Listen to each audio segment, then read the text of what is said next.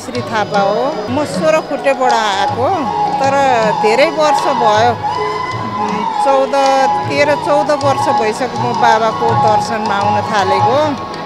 यहाँ आएपछि एकदम संसारै अर्को जस्तो लाग्छ है। आनन्द पनि त्यत्तिकै लाग्छ, कति दुःख कति पीडाहरू पनि धेरै हल भएछ। मेरो मात्रै होइन, यहाँ सबै जति आस्था राखेर आउनुभएको छ नि साइरामहरू, सबैको समस्या बाबाको आशीर्वादले पुरा भएको छ।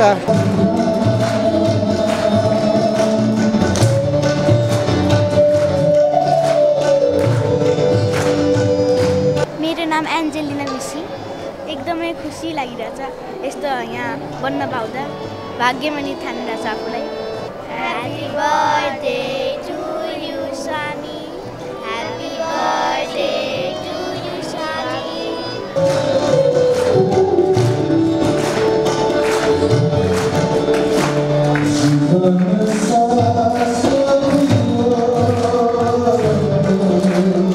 भगवान श्री सञ्जय साई बाबाको 33औं शुभ जन्मोत्सवको यो पावन अवसरमा म कार्य समिति, कमिटी, सेवादल लगायत यहाँ उपस्थित सम्पूर्ण भक्तजनहरूको तर्फबाट पुनः एकपटक भगवान श्री सञ्जय साई बाबाको चरण कमलमा सभक्तिपूर्ण मङ्गलमय शुभकामना अर्पण गर्न चाहन्छु। न मेरो क्षमता न मेरो शक्तिले सम्भव हुने कुरा हो। भगवान बाबा स्वयं हामी सबैको दीर्घायु एवं सुस्वास्थ्यका प्रदायक एवं संरक्षक होइबक्सन्छ। तैपनि मानव शरीरमा हजुर स्वयंको इच्छाले प्रादुर्भाव गरिबक्सी धर्म, वेद र भक्तजनहरूको रक्षा गरिबक्सने हुनाले हजुरको भौतिक उपस्थिति हाम्रो लागि अत्यन्त अमूल्य र अमृत तुल्य भएको हुनाले हजुरको पाउमा हामी सम्पूर्ण उपस्थित भक्तजनहरूको तर्फबाट भगवान बाबाको दीर्घायु एवं सुस्वास्थ्यको मङ्गलमय शुभकामना अर्पण गर्न चाहन्छु। हाम्रा आस्था र विश्वासका धरोहर श्री सञ्जय साई बाबाको जन्मदिनको उपलक्ष्यमा म सुस्वास्थ्य र दीर्घ जीवनको हार्दिक मङ्गलमय शुभकामना व्यक्त गर्दछु। साथै हामी सम्पूर्ण भक्तजनहरूले वर्षौं वर्षसम्म पनि उहाँको संरक्षकत्व, उहाँको सामिप्यता र उहाँको अभिभावकत्व यसै गरी प्राप्त गरिरहनेछौँ भन्ने विश्वास समेत व्यक्त गर्दछु। आज हामीहरू यो जडीबुटी नरेफाँट स्थित यो वृन्दावन धाममा छौँ, जुन यो ठाउँ हामी सबैको गौरव गाथा बोकेको ठाउँ हो। यो ठाउँ हाम्रो मन र मुटु गाँसिएको एउटा दिव्य धाम हो। यो ठाउँ हाम्रो अजम्बरी माया पाएर संस्कृतिमा अनुवाद भएको एउटा देवस्थल हो। अहिले देशभित्र मात्र होइन, विदेशसम्म पनि लोकप्रिय बन्दै गएको एउटा आध्यात्मिक केन्द्र हो।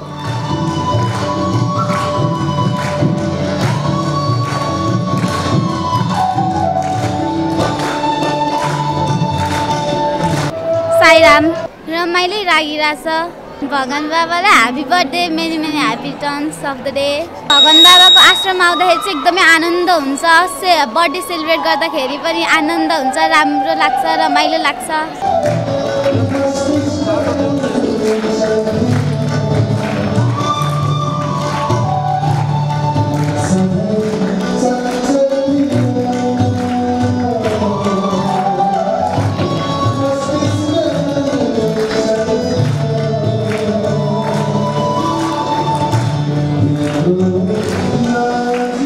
साईराम, आज हामी भगवान श्री सञ्जय साई बाबाको 33औं शुभ जन्मोत्सव कार्यक्रम मनाउन लागिरहेका छौँ।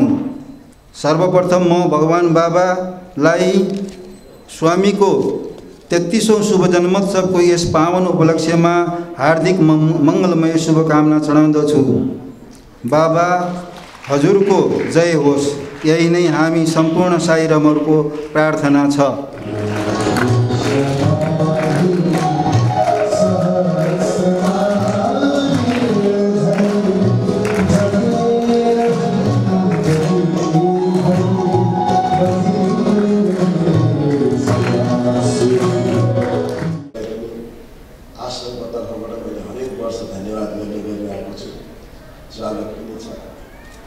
म धेरै लामो बोल्न चाहदिनँ। प्राय आफ्नै जन्मदिनको कार्यक्रममा सबैभन्दा छोटो बोल्न पनि मै हुन्छु लास्टमा। तर आज कार्यक्रम धेरै छुटाउनु पर्ने कारणले गर्दाखेरि वक्ताहरू पनि धेरै राखेको छैन। त्यसै कारणले गर्दाखेरि अलिकति मौका पाएको छु। म दुईटा मात्रै कुरा गर्छु। हमेशा म के भनिरहेको छु त भन्दाखेरि मेरो जन्मदिन सायद माघको 6 गते अथवा 19 जनवरी मेरो भौतिक शरीरको जन्मदिन भए पनि म त्यो दिनलाई मात्र आफ्नो जन्मदिन मान्छु जुन दिन मेरो अनुयायीहरूमा सबै साई भक्तहरूमा जुन दिन तिमीहरूको हृदयमा जुन दिन मान्छेको हृदयमा सत्य निष्ठा र इमानदारीता जन्मिन्छ त्यो दिन वास्तविक मेरो जन्मदिन हो। यो त केवल मेरो भौतिक जन्मदिन हो। एउटा दुईटा दृष्टिकोण अहिलेको समाजमा दुईटा दृष्टिकोण असाध्यै प्रचलित छ।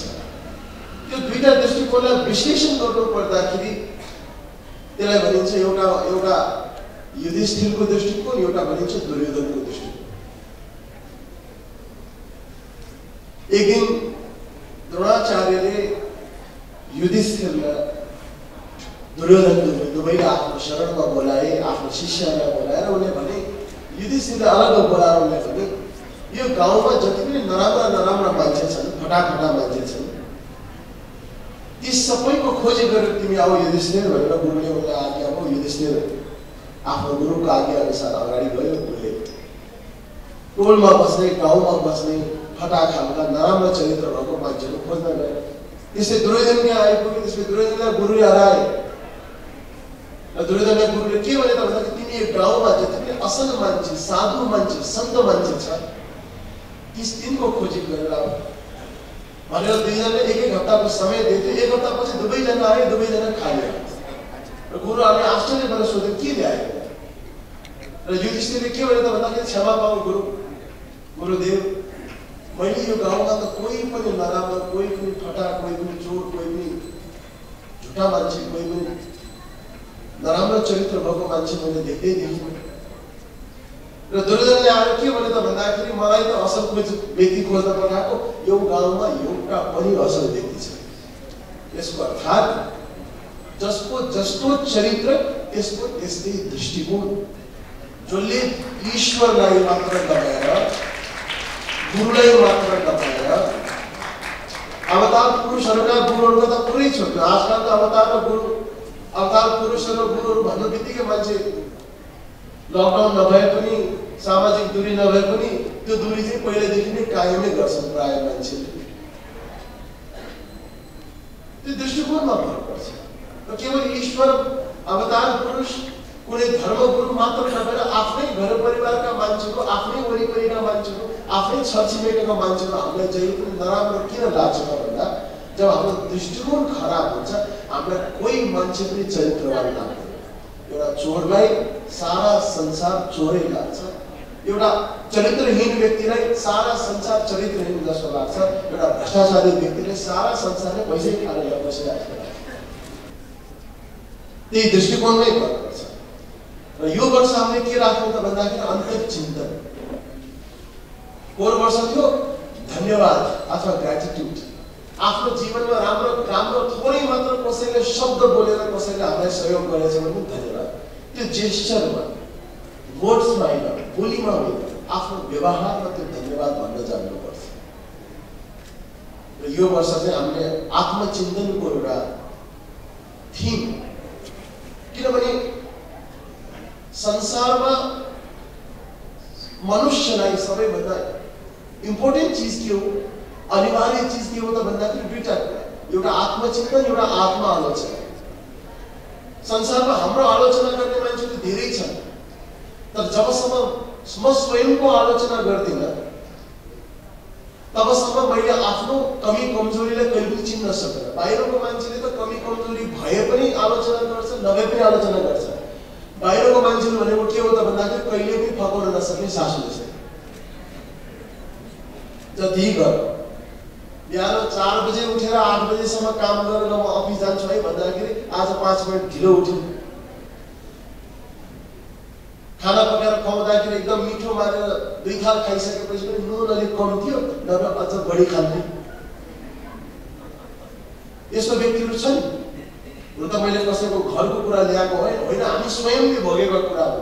जति प्रयास गरौँ, आफ्नो तर्फबाट जति विनम्र गरौँ, जति अनुरोध गरौँ, जति विनय गरौँ, विलाप गरौँ, हात फैलाएर माग्दाखेरि पनि कहीँ कसैको दृष्टिकोण नमिलेको कारणले गर्दाखेरि आश्रमलाई कहिले पनि जसको पात्र बनाइँदैन, दोषको पात्र बनाइन्छ। र आश्रमले विगत 15 वर्षदेखि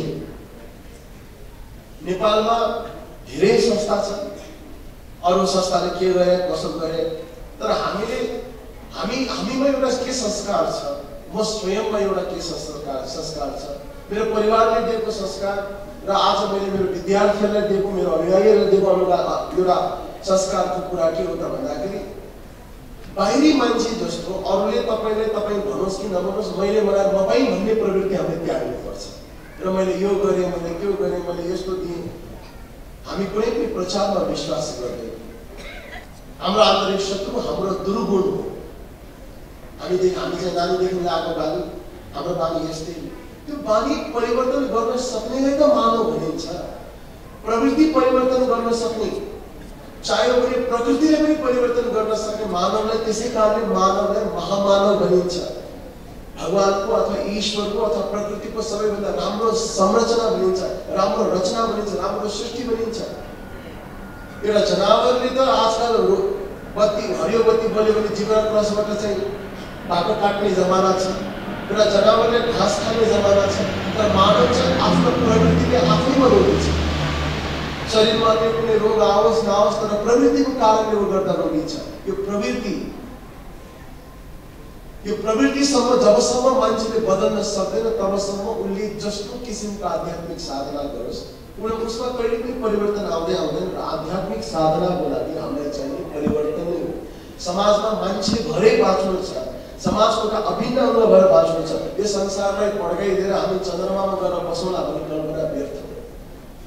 लकडाउनको समयमा लगभग 3 महिना एम्बुलेन्सबाट केवल गरिब र दिन दुखीलाई मात्र होइन, सुरक्षा खटेका सुरक्षा कर्मीलाई समेत रोटी र तरकारी दिनको 200, दिनको 300, दिनको 400 जना गरेर लगभग 3 महिना प्रत्येक दिन आश्रमले भोजन गरायो। हामीले कुनै पनि पत्रकारमा दिएको, कतै पनि इन्टरभ्यू दिन लगाएर कसैलाई पनि हामीले यस्तो गरेछ भने फोन गरेर भनिरहनै पर्दैन। सेवा कार्य र त्यो क्रममा त्यो सेवा गर्नेमा बसन्तपुरमा एउटा हाम्रो विद्यार्थीहरू एम्बुलेन्स लिएर गएर त्यहाँ 200 प्याकेट खानेकुरा बाँड्न गए। त्यो बाँड्ने क्रममा गरिबहरूलाई त बाँडे नै बाँडे, एउटा सुटेर मान्छे आएर आँखाभरि आँसु राख्दै के मलाई 1 प्याकेट खान पाइन्छ भनेर उसले मागे। हाम्रो विद्यार्थीहरूले हामीले के सिकाएको छ, सबैमा ईश्वर छ, ईश्वर सबैमा छ। त्यस कारणले धनी गरिब तल माथि यो त्यो नभन, ठिक छ, एउटा प्रक्रिया पूर्ण दियो। सेवामा कहिले पनि भेदभाव हुँदैन। उनीहरूले काम गर्दा कस्तो आउनुभयो, तपाईँ के हुनुहुन्छ भने सोधे। प्रक्रिया भनेको फेरि फर्म भर्नुपर्ने, यो गर्नुपर्ने, चिठी पठाउनु पर्ने, केही प्रक्रिया होइन। खालि के तपाईँलाई केही समस्या छ कि भन्दाखेरि उसले के भन्नु, म औषधिको डिल गर्नलाई औषधिको एउटा बक्स पुऱ्याउनमा हेटौँडाबाट काठमाडौँ आएको, मेरो गाडीले मलाई छोडेर हिँड्दैछ, मेरो मोबाइल स्विच अफ हो, मसँग पैसा टन्नै छ खल्तीमा, तर होटल कहीँ पनि छैन। त्यसै कारणले मैले एउटा सटरको पनि सुत्नु पर्यो। मसँग पैसा टन्नै छ तर होटल कहीँ खुले छैन, मैले खानै पाएको छैन। र हाम्रो विद्यार्थीहरूलाई 1 प्याकेट खाना दियो, उसले पुरी तरकारी यसरी 1 गाँस मुखमा, 1 गाँस हातमा, 1 गाँस घाँटीमा राखेर यस्तो मजाले उसले खाएर उसलाई पुगेन। उसले अर्को 1 प्याकेटमा अर्को दियो र 1 बोतल पानी पनि दिए र फेरि अर्को 1 प्याकेट दियो र अर्को 1 प्याकेट पनि उसले खायो। उसले आनन्दले ग्रहण गरेर तपाईँको जोसुकै होस्, तपाईँको जे होस्, हाम्रो वास्तवमा प्रचार हो। कसैले आनन्दले यो आश्रमलाई अब अरू बेला व्यक्तिगत रूपमा भेटेर दिइरहेको हुन्छु, तर यो जन्मदिनको बेलामा म जहिले पनि मञ्चबाट नै मैले यो टोलमा बस्ने जति पनि व्यक्ति छ, विशेष गरिकन यो टोल सुधार समितिका सदस्यहरू, अध्यक्ष, त्यसपछि यो वरिपरि बस्ने अन्य टोल सुधार समितिहरू जसले एउटा हामीलाई समन्वय गर्ने पुलको काम गरिरहेछ, हामीलाई एउटा अरूसँग जोड्ने, अरूसँग भेट्ने मौका दिने, बारम्बार हामीलाई विभिन्न कार्यक्रमहरूमा सहभागी गरेर हामीलाई सम्मान दिने, हामीले आफ्नै परिवार आफ्नै समितिको एउटा सदस्यको रूपमा ठान्ने यस टोल सुधार समिति वडाध्यक्षज्यू अब वडाको अभिभावक भनिहाल्यो र टोलका जति पनि हरेक व्यक्ति छ त्यो चाहे आश्रम आउन् त्यो चाहे आश्रममा आउन् नआउन् त्यो चाहे आश्रमप्रति आस्था राखौँ तर नराखौँ तर हाम्रो तर्फबाट चाहिँ धेरै धेरै धेरै धन्यवाद छ हाम्रो तर्फबाट सक्षम नमन पनि छ र हामी चाहिँ मानव बिचमा भिन्न किन हामीमा एकता किन छैन यो आफैलाई प्रश्न गर्नुपर्ने विषय छ त्यसै कारणले मन्तमा फेरि सबैलाई धेरै धेरै आशीर्वाद दिन चाहन्छु सबैको घर घरमा सुख शान्ति समृद्धि आओस् सबैजना निरोगी रहून् नेपाल बन्द नहोस् नेपाल सधैँ खुला भइराखोस् सबैजना खुला खुसी सुखी सबै सुखी भएर हाम्रो देश समृद्ध देश बनाउँ कहीँ न कहीँ हाम्रो आश्रमले हाम्रो देशको विकासमा थोरै सहयोग त गरेछ आश्रम घुम्नलाई हरेक वर्ष 4-5 पर्यटकहरू आउँछ 1-2 जना आउँदैन 200-300 जना आउँछ एयरपोर्टबाट बाहिर निस्केर ट्याक्सी चढेदेखि आश्रमको बाहिर होटलमा चिया खाएदेखि र आश्रममा प्रत्येक दिन कार्यक्रम आउनलाई होटलमा दिनको 5,000, 6,000, 2,500, 3,000 कसैले 10,000 कसैले 20,000 तिर्ने व्यक्तिदेखि लिएर सबैजना व्यक्तिले देशको पर्यटनलाई पनि अलिकति सहयोग गरेको छ जस्तो मलाई लाग्छ र नेपाल आमालाई दिन सक्ने केही छैन यो जन्मभूमिको ऋण दिन साह्रै गाह्रो छ त्यही पनि अन्तिम अवस्थासम्म जबसम्म शरीरमा प्राण रहन्छ एक थोका पनि आफ्नो मातृभूमिमै बसिन्छ आफ्नो मातृभूमि छोडेर कहीँ ठिक छ भोलि आश्रम बन्दैन भोलि योभन्दा ठुलो आश्रम बन्दैन भोलि मेरो विचारमा अब अहिलेसम्म स्कुल त खोल्यो 10 क्लाससम्म 10 वर्ष भयो निःशुल्क रूपमा चलिरहेछ अब मानोस् नमानोस् अब हामी 11-12 कलेज पनि खोल्दैछौँ छिट्टै अर्को वर्ष हामी प्र्याक्टिस गर्छौँ अर्को वर्ष हामी त्यसको लागि एक्सर्साइज गर्छौँ त्यसको लागि फन्डहरू जुटाउने कोसिस गर्छौँ र भरसक अब आउने 2 शैक्षिक वर्षभित्रमा हामी 11-12 पनि स्कुलमा हामी खोल्छौँ र त्यसपछिबाट हामी प्री युनिभर्सिटी लेभलसम्म जान्छौँ र त्यसपछि उता मेरो इच्छा चाहिँ नेपालमा एउटा निःशुल्क युनिभर्सिटी होस् नेपालमा एउटा 400-500 बेडको ठुलो एउटा निःशुल्क अस्पताल होस् जहाँ कार्डियो सर्जरी गर्नेदेखि लिएर जहाँ ओपन हार्ट सर्जरीसम्म 1 रुपियाँ पनि कसैले तिर्नु नपरोस् 1 रुपियाँ पनि कसैले तर शरीरमा प्राण नहुन्जेल गर्नु आश्रम नबनोस् स्कुल नबनोस् अस्पताल नबनोस् ठिक छ ट्रेन गरेर जङ्गलको ओडारमा बस्नु परे पनि मलाई त पछ्याउने कि धेरै मान्छे छ भोलिपछि कसैले आएर आश्रम बन्दै गरिदियो भने एक दिन सबै घरमा गयो मेरो त 10 वर्ष आउने जीवन चुन्न गाह्रो छैन र नेपाल जस्तो देशमा त हात फैलायो भने पनि खुवाउने मान्छे धेरै छ त्यसको मतलब नेपालमा अझै पनि धर्म बाँकी छ विदेशमा त त्यो पनि पाइँदैन विदेशमा त हात फैलाउनु भन्दा पनि पाइँदैन हात फैलाउनको लागि पनि केही न केही कला गर्नुपर्छ या केही न केही काम गर्नुपर्छ यहाँ त हात फैलाएर हामी भगवानको नाममा भिख माग्छौँ भने पनि हाम्रो दीक्षाको काहीँ न काहीँ गर्ने अवस्था हुन्छ यो यति महान देश हो यो यति संस्कारको देश हो त्यसै कारण यो मातालाई जहिले पनि नमन गर्छु र सबैलाई आशीर्वाद दिन्छु सबैको जय होस् सबैको कल्याण होस् यो त एकदम अलौकिक र दिव्य अनुभूति नै हो है म धेरै पछि भगवानको चरणमा फेरि आएको छु बिचमा केही वर्ष मेरो ग्याप भयो केही वर्ष अगाडि म एकदम रेगुलर थिएँ निरन्तर थिएँ भगवानसँग एकदमै समयमा बसेर काम पनि गरेको थिएँ केही वर्षदेखि म अलिकति कार्य विशेषको कारणले गर्दाखेरि केही जुरिरहेको थिएन आउन अलिकति जुराइरहेको थिएन आज भगवानको 33औं जन्मदिनको उपलक्ष्यमा पुनः एकपटक आउने नजिकबाट भगवानसँग आज साक्षात्कार गर्ने आशामा छु के हुन्छ हेरौँ तर असाध्यै आफूलाई एकदम भाग्यमानी र दिव्य महसुस भइरहेछ अब लाग्ने नलाग्ने भन्दा पनि एउटा भावना हो हैन भगवानप्रतिको आस्था हो विश्वास हो यो आस्था र विश्वास अब कुन समयमा कसरी आयो त्यो भन्न सकिँदैन कि तर म एकदमै सामिप्यमा रहेर भगवानसँग थुप्रै कार्यक्रमहरूमा सहभागिता जनाएर नजिक बसेर काम पनि गरेको हो आउन मात्र यहाँ छुटेको हो तर अब मनमा आफ्नो चिन्तनमा त जहिले पनि भगवान भइ नै रक्षा छ झनै 1 दशक जति भयो मैले भगवानको बारेमा सुनेको र उहाँको सामिप्यतामा आएर आशीर्वाद प्राप्त गरेको अवश्य पनि हो, त्यो त मान्छेको आफ्नो आफ्नो कसरी लिने भन्नेमा चाहिँ फरक पर्छ। म चाहिँ पहिलादेखि नै अलिकति स्पिरिचुअल व्यक्ति हुँ। भगवानमाथि अथवा शक्तिमाथिको विश्वास भन्दा पनि त्यो एउटा पोजिटिभिटी के सकारात्मक त्यो ऊर्जाले चाहिँ जहिले पनि मलाई तान्थ्यो। यस अर्थमा पनि अब हाम्रो काम नै कहिले क्यामेरा अगाडि पर्छ, कहिले क्यामेरा पछाडि पर्छ, भ्रमण गरिरहनुपर्छ विभिन्न ठाउँमा, विभिन्न प्रकारको व्यक्तित्वहरूसँग भेट भइरहन्छ। तर कहिलेकाहीँ यस्तो चमत्कारिक व्यक्तित्व अथवा एकदम धेरै ब्लेसिङ भएको व्यक्तित्वको सामिप्यमा बस्दाखेरि मात्रै पनि एक प्रकारको मेन्टल पिसको महसुस हुन्छ कि आत्मामा सन्तुष्टि हुनु अथवा केही अप्ठ्यारोपन भइरहेछ भने कोही त छ हेर्ने अथवा कोही त छ मेरो कुरा बुझ्ने भन्ने खाले फिल पनि हुँदो रहेछ। यस अर्थमा फरक त एकदम हुन्छ। तपाईँ एउटा पोजिटिभ व्यक्तिको नजिक बसेर काम गर्दा र एकदम नेगेटिभ विचारधाराले उत्प्रेरित व्यक्तिसँग बसेर काम गर्दाखेरिको भावना त असाध्यै फरक हुन्छ। भगवान बाबालाई भन्नुपर्ने गर्नुपर्ने हामी त एकदम तुच्छ सानो व्यक्ति मात्रै हौँ, तैपनि भगवान बाबाको यो संसारलाई होइन मानव जातिलाई एकदमै ठुलो हामीलाई आवश्यकता छ उहाँका दिव्य बाणीका, उहाँले गर्नुभएका कार्यहरूका र उहाँले जुन मानव जातिलाई दिनुहुन्छ नि उत्प्रेरणा, त्यो उत्प्रेरणाले मात्रै पनि कहिलेकाहीँ त्यो मर्न लागेको व्यक्तित्वले पनि पुनर्जीवन प्राप्त गर्छ क्या। त्यसैले हामीलाई हजुर चाहिन्छ, हजुरको सुस्वास्थ्यको हामी एकदमै कामना गर्न चाहन्छौँ र त्योभन्दा पनि ठुलो कुरा चाहिँ सधैँ हजुरले देखिरहन पाऊँ, हजुरको सामिप्यतामा बसिरहन पाऊँ र मानव जातिले एउटा नयाँ ऊर्जा प्राप्त गरून् भन्नु नै हो मेरो विशेष कामना आजको लागि।